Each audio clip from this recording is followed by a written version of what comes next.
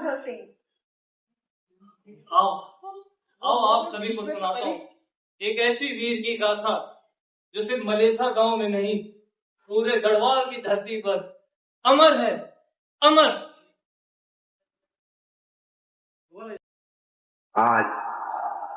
आज मैं तुमसे ये धरती में जन्मा हुए बलिदानी शैल पुत्र की कथा सुन रहा हूँ। धर्म माधो भंडारी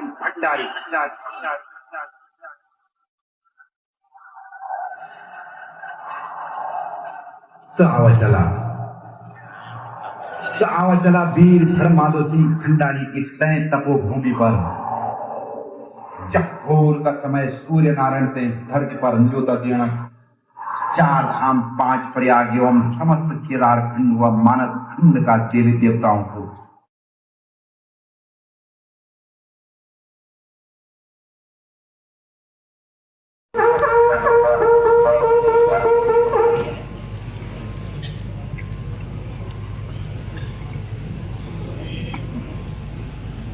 महाराज की जय हो। महाराज, सिरमौर के राजा भूषण ने हमारी तपोवन की बासमती भूमि पर कब्जा करने की योजना बनाई है। क्या यह भूमि सिर्फ हमारी नहीं, भगवान बद्रीनाथ की है। इसे आप पवित्र नहीं होने देंगे। महाराज, तो क्या हमें सेना भेजी चाहिए? हाँ, माधो सिंह भंडारी को बुलाओ, वही इस पवित्र भूमि की रक्षा कर सकते हैं। जो आज्ञा महाराज। माधव सिंह भंडारी हाजिर हो।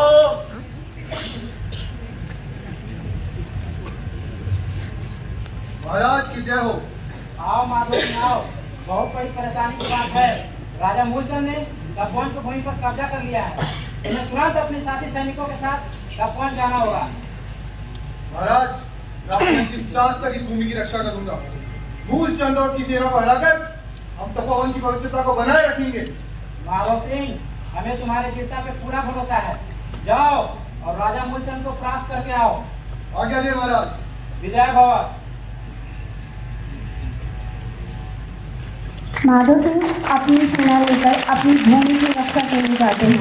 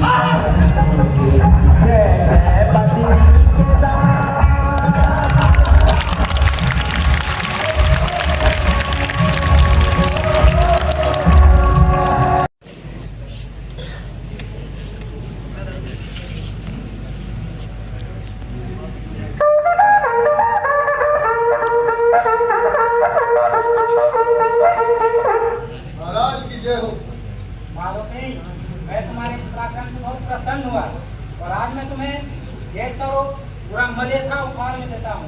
धन्यवाद महाराज, मैं आपका सदैव आभारी रहूंगा।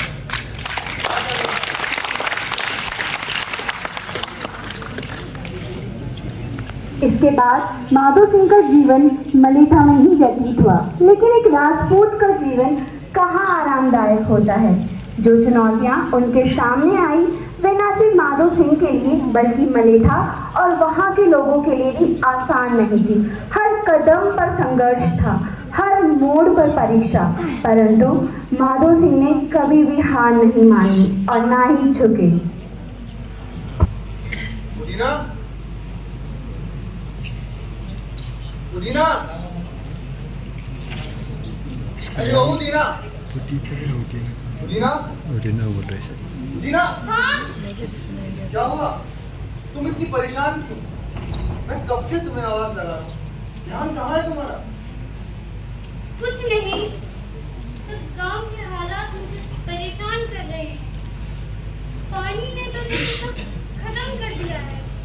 न फसल हो पा रही है और ना ही कोई काम। पानी का तो जैसे कोई नामो निशान नहीं है। मुझे तो बस इस गांव के भविष्य की चिंता लगी रहती है। मैं तुम्हारी बात समझता हूँ और ये विश्वास दिलाता हूँ कि मैं अपने मलिता की भूमि को बंजर नहीं रहने दूंगा। ये मेरा वादा है तुमसे। आज ही जाकर गांव वालों से इस समस्या का हल निकाल के लाता हूँ। अब उठो बोलेगी ना, परेशान मत हो। माधो सिंह ने मलेथा में पानी लाने का प्रण तो ले लिया, लेकिन क्या मलेथा गांव माधो सिंह का साथ देगा? क्या मलेथा माधो सिंह की भावनाओं को समझेगा? आइए देखते हैं।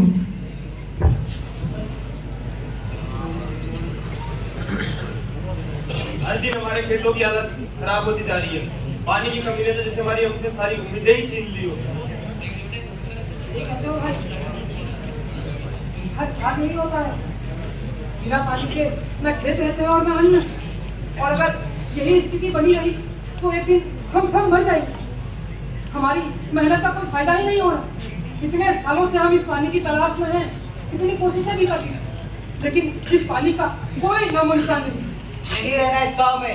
इस बंजर जमीन पे मेहनत करना बेकार है। हमें यहाँ से पलायन कर जाना चाहिए। नहीं नहीं, क्या कह रहे हो तुम? ये हमारे पुरखों की भूमि है, उन्होंने सींचा पे फूल देते थे। महल छोटे बिल्कुल भी नहीं।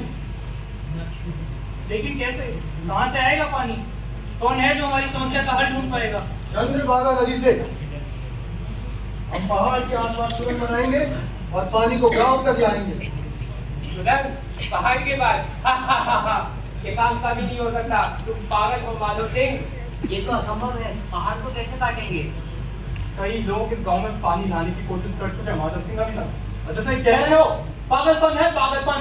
असंभव कुछ नहीं होता।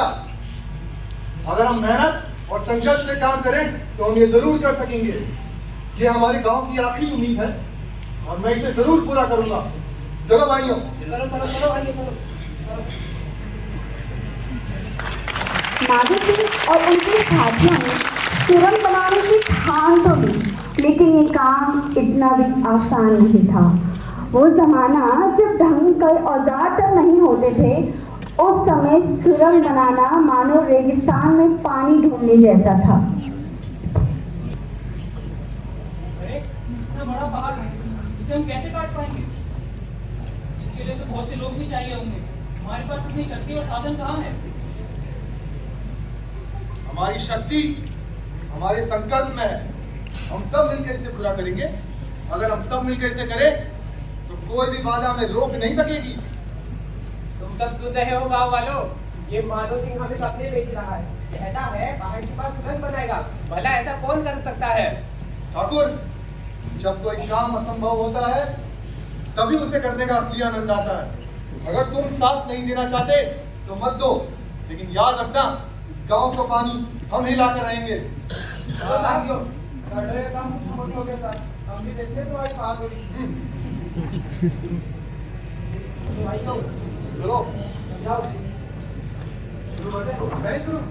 चलो करते हैं, चलो। आज तो भाग छोड़ डालेंगे।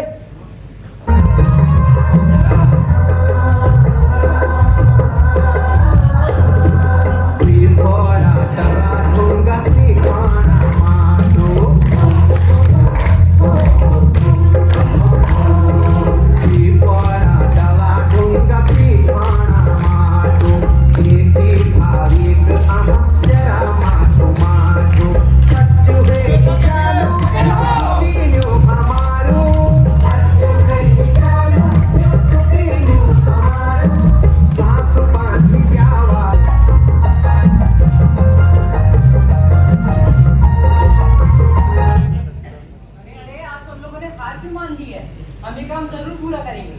पानी जल्द ही हमारे खेतों तक पहुंचेगा। हाँ बेटा, तुम्हारे और इस गांव के भविष्य के लिए हमें ये करना ही होगा, फिर चाहे कितनी भी मुश्किलें आए। माधव सिंह, तो कब से कोशिश कर रहे हैं पहाड़ उठाने की? ये काम तो अब नामुमकिन सा लगता है। अरे ठाकुर सही कह रहा था। अरे असंभव कार्य है। ये क्या कह रहे हैं आप लोग?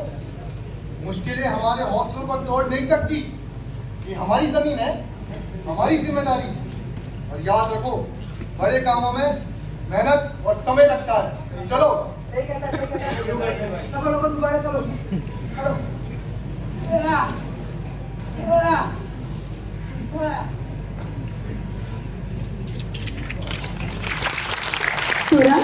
सुरंग तो बन गई, लेकिन पानी अभी तक क्यों नहीं आया? ये बात माधो सिंह और मलेठा वालों के दिमाग में घूमती रही। ये तो मनुष्य की प्रवृत्ति है कि अपने हर अच्छे और बुरे वक्त में वो अपने इष्ट को याद करता है, तो भला माधो सिंह कैसे पीछे रहता। हे इष्ट, मेरे और मेरे मलेता की इतनी परीक्षा ना लीजिए प्रभु, कृपा करें और मेरे मलेता को पानी का रास्ता दीजिए प्रभु, पानी का रास्ता दीजिए।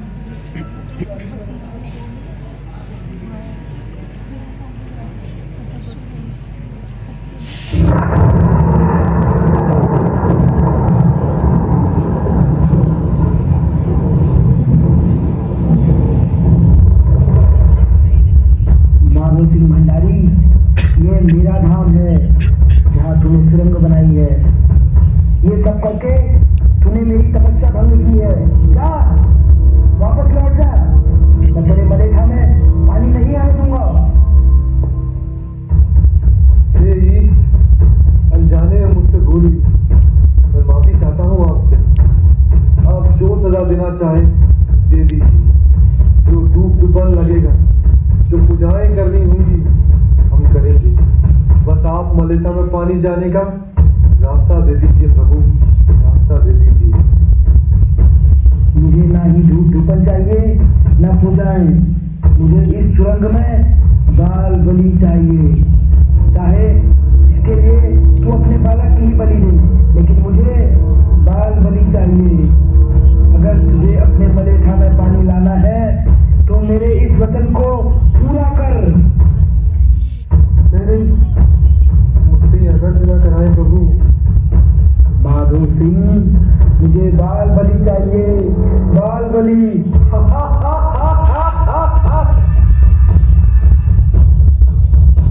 सत्प्रिय वचन देता हूँ आपको, मलेठा में पानी लाने के लिए बालक की बलि देता हूँ आपको।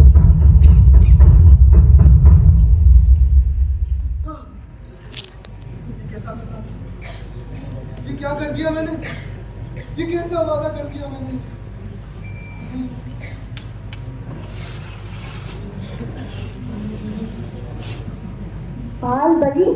बाल बलि सुन के सबके हाथ पैर कांप जाते हैं। तो उस इंसान की मानसिक स्थिति कैसी रही होगी जिसने अपने ही बेटे की बलि देने का वचन दिया होगा। ये बात समझना बहुत मुश्किल है। कैसे हो सकता है? कैसे हो अपने बालक की बलि? अरे आ गए आप?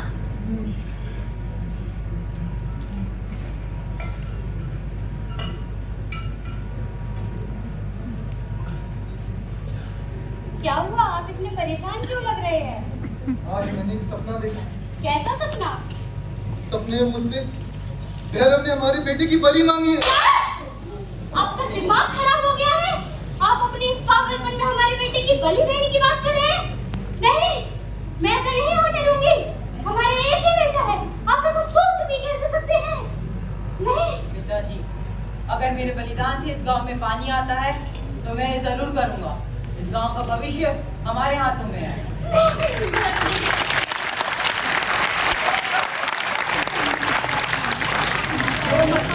बलिदान सिर्फ हमारा नहीं, हमारे आने वाली पीढ़ियों का है। अगर मेरे बलिदान से हमारे आने वाली पीढ़ियों को पानी मिलेगा तो मेरा बलिदान सार्थक होगा। हे परमात्मा, ये कैसी विडंबना है आपकी? माँ, वीरता हमारे वंश की धरोहर है और मुझे ये सौभाग्य मिला है कि मैं इसे बना के रखूं। आगे दो माँ।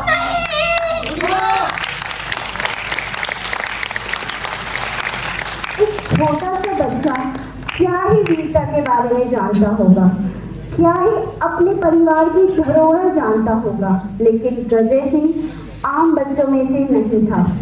उसका अपने गांव के लिए समर्पण बहुत बड़ी बात है। सुना है तुमने? माधव सिंह अपने बेटे की बलि देने जा रहा है। कैसे संभव है? अरे माधव सिंह, ये क्या अपने बेटे की बलि? नहीं माधव सिंह, तुम ये नहीं कर सकते। ये कैसा पागलपन है माधव सिंह? अपने बेटे की बलि देने जा रहे हो? ये अनर्थ मत करो। माधव सिंह, नहीं माधव सिंह, बलि मत दो। नहीं माधव सिंह, नहीं माधव सिंह, नहीं माधव सिंह।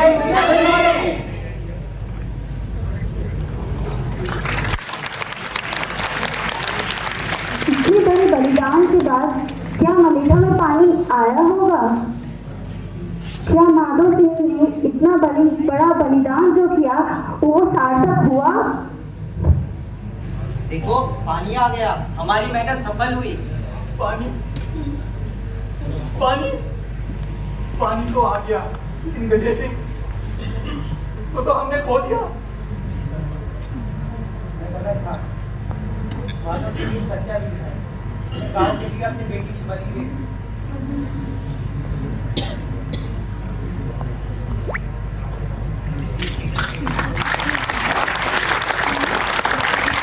गाँव की पथरीली जमीन पर अब पानी बह रहा था, लेकिन उस पानी की हर बूंद में गजय सिंह के बलिदान की कहानी छिपी थी। माधो सिंह भंडारी ने अपने गांव के लिए नामुमकिन को मुमकिन किया, पर इसकी कीमत बहुत भारी थी। एक पिता ने अपना पुत्र खो दिया और एक गांव ने उसकी वीरता को हमेशा के लिए अपने दिलों में बसा दिया।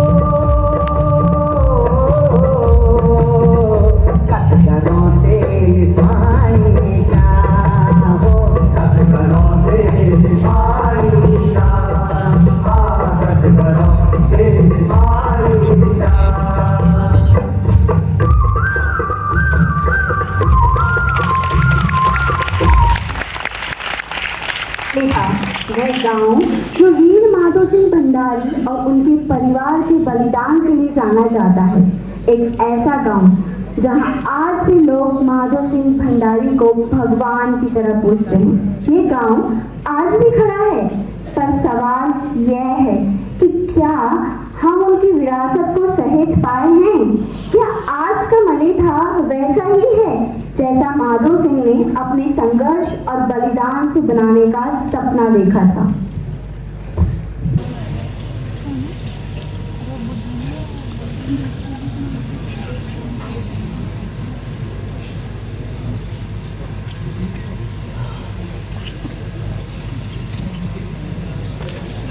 सबसे अधिकरण की खबर मिली है, मेरे दिल में तो एक डर सा बैठ गया है। काका, क्या हमसे हमारी जमीन छीन ली जाएगी? हमारा जीवन तो इन खेतों से है। हमें हमेशा कहा गया है कि विकास हम सबके लिए है। रामू काका, ये कैसा विकास है जो हमसे हमारी जमीन छीन के हमें सड़क पे ला देगा? मेरे बाबा का सपना था इस मिट्टी में आगे बढ़ाऊं, पर लगता है अब यही टूट जाएगा।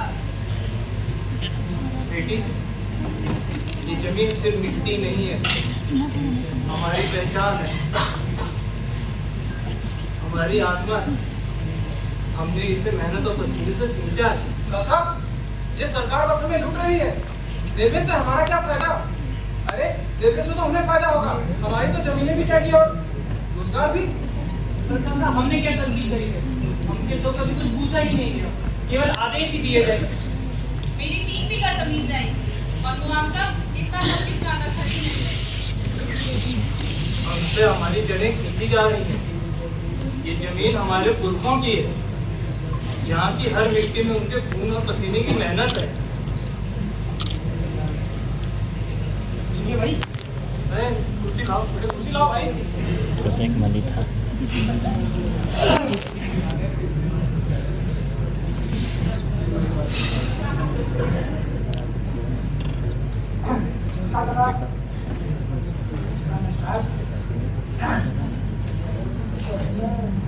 बात यह है कि हम यहाँ रेलवे परियोजना के लिए जमीन अधिग्रहण का कार्य शुरू करना है। इसके लिए आपको मुआवजा भी मिलेगा और जो आप सभी के लिए अच्छा अवसर है। अफसर, आप अफसर की बात करते हैं, पर क्या आप जानते हैं कि ये जमीन ने हमको पाला है, इस जमीन पर हम सालों से जी रहे हैं, मुआवजा दे दिया, पर अब तो हमारी पीढ़ियां क्या करेंगी? काका, हम समझते हैं ये आसान नहीं होगा, लेकिन ये परियोजना देश की तरक्की के लिए जरूरी है। आप सुविधा देंगे, नई संभावनाएं पैदा होंगी। आप लोग तो मुआवजे की बात करते हैं, पर क्या मुआवजा हमारी आत्मा की कीमत से ज्यादा है? हमारी जड़ें इस जमीन से हैं, हम इसे नहीं छोड़ेंगे। और कभी किसने हमारे बारे में सोचा है? और ये संभालना हमारे लिए नहीं है। मेरे पापा ने कई साल कई मेहनत से एक खेत तैयार किया था और उसमें पत्तियां बेच जाएंगी। आप हमारा दर्द नहीं समझेंगे। अरे आपको तो ऊपर से आदेश आता है, और ये धरती हमारी आत्मा है। और ये कैसा न्याय है? आप हमसे हमारी जमीनें छीन लेंगे तो हमारी रोजी रोटी का क्या होगा? बस विकास के खिलाफ है। आप हमसे हमारी जमीन नहीं छीन सकते। आप बैठे आराम से बैठे ना, बात सुनिए। यह निर्णय सरकार का है और इसलिए आपको मुआवजा नहीं मिलेगा और मुझे विकास के लिए बहुत जरूरी है, इस चीज को आपको समझना होगा। हम समझते हैं ये आसान नहीं होगा, लेकिन सरकार का उद्देश्य केवल आपकी मदद करना है। रेलवे से नया नया रोजगार पैदा होगा, नया व्यापार पैदा होगा। अरे आप ये बात कह रहे हैं, पर क्या हमें हमारे दर्द का मोल मिलेगा? हमारा घर, हमारा खेत, हमारा जीवन, सब कुछ खत्म हो जाएगा। खत्म हो जाएगा। ये मिट्टी सिर्फ जमीन नहीं है, हमारी पहचान है, हमारी आत्मा है।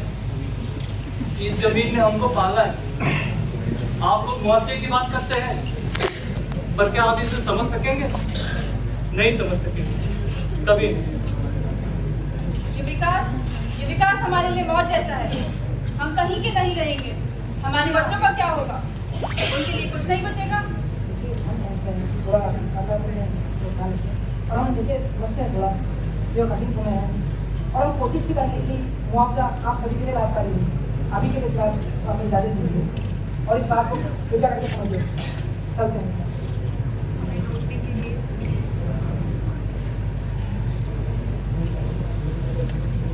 शायद हमें इस दर्द को सहना होगा। हम विकास को तो नहीं रोक सकते, परंतु इस जमीन ने हमको पाला है। हमें ये सदैव याद रखना चाहिए। हम कभी नहीं भूलेंगे ये, कभी। हम विकास के खिलाफ नहीं, लेकिन इस कीमत पर नहीं। हमें हमारी संपत्ति वापस चाहिए। यह हमारी जमीन है। मेरे बाबा का सपना क्या वो पूरा होगा? हम कहीं और जाके रह लेंगे। ये जमीन ये कैसे भूलेंगे हम? ये हमारे सांसों में बसी हुई है। पर ये सवाल सबसे है, क्या ये विकास हमारे लिए था? ये कहानी सिर्फ मलेथा की नहीं है, बल्कि उन अनगिनत गाँवों की है जो विकास की कीमत चुका रहे हैं।